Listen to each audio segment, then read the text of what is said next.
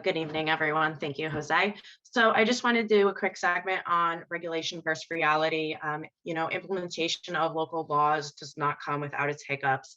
As the director of Maxwell-Kates, the compliance department with Maxwell-Kates, I oversee and ensure the filings of our clients' local law 84 submissions every year, provide our clients with their local law 33 energy grade for posting, and will more than likely be assisting in the submission of local law 97 come May 1st of 2025. I'm just going to quickly touch upon some common misunderstandings with these local laws Fatu mentioned previously, what the implementation of these local laws mean to you and how it affects our clients. First one I just want to touch on was benchmarking. Local Law 84 was implemented in 2009 and has been filed annually since then, but the requirements for submissions didn't mean much. The regulation was simply to submit a filing. The accuracy of the filing was more or less irrelevant. Now the information submitted to New York City on your Local Law 84 report automatically generates your building's energy grade for posting, Local Law 33, and your Local Law 97 carbon emission usage and potential fines. Every year after the Local Law 84 report is submitted, I provide our clients with their Local Law 97 building assessment.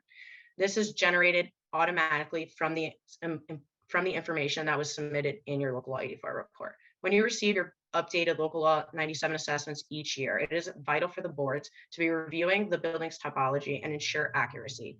Building information such as total number of units, total number of bedrooms, square footage, number of washer and dryer units, identification of cell towers, and so on, it all play a vital role in calculating your building's current emissions. For our current clients, you should expect to receive your updated 97 assessment report by the end of this month. Next slide, Andy. Common misunderstandings for Local Law 33 and your energy grade. Again, your Local Law 33 energy grade is generated automatically from your Local Law 84 submission. Therefore, it is possible for your grade to change from year to year. There is no way to update or change your grade after your Local Law 84 submission on 5/1. If your building is in the middle of implementing green initiatives and finishes mid-year, your grade will not reflect that change until your next filing cycle. Receiving a non-applicable grade does not exempt your building from Local Law 97. If your building does not receive a grade for posting and is 25,000 square feet or more, you are still subject to comply with Local Law 97. Next slide. These are some common issues that have come across the last few years, filing your 84 submissions, generating your scores. So I just wanted to make everyone aware, if this has happened to you, the Department of Buildings is aware of these current issues and it is a work in progress to fix them. So there is some discrepancies I've seen with the Department of Buildings database that generates your Local Law 33 energy grade. Sometimes the grade and score does not match what was actually submitted in your Local Law 84 submission. One year your building might generate a grade and one year you may not.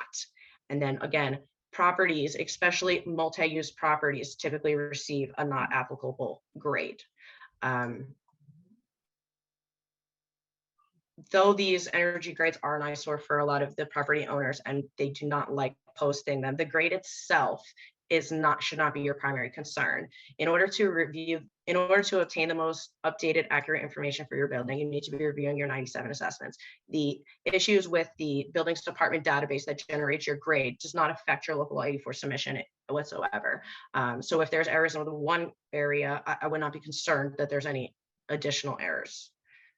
Next slide.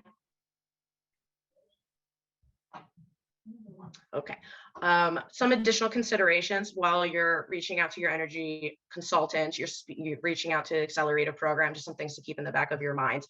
Although it is not part of the Climate Mobilization Act, Local Law 134 to go into effect and is due no later than January 1st of 2025. This requires all multifamily buildings greater than 295,000 square feet to install or modify lighting systems and to upgrade to LED lighting controls. The inspection requirements for this local law has not been finalized yet, and when we do receive some additional information, that will be released to the boards for review. Additionally, we should be considering electrification systems. The highest energy uses for multifamily buildings is heating and cooling systems, and the second is water heating.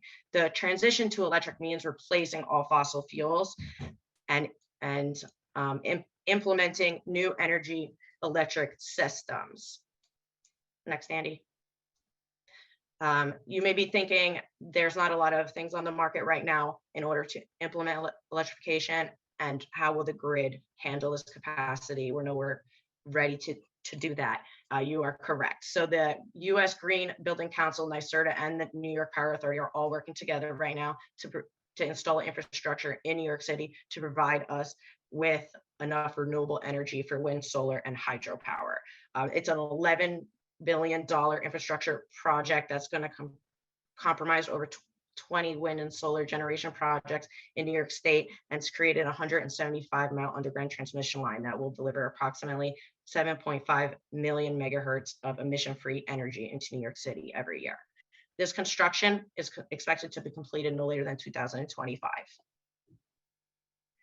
This infrastructure will allow New York City the ability, and our buildings, the ability to consider electrification for their properties.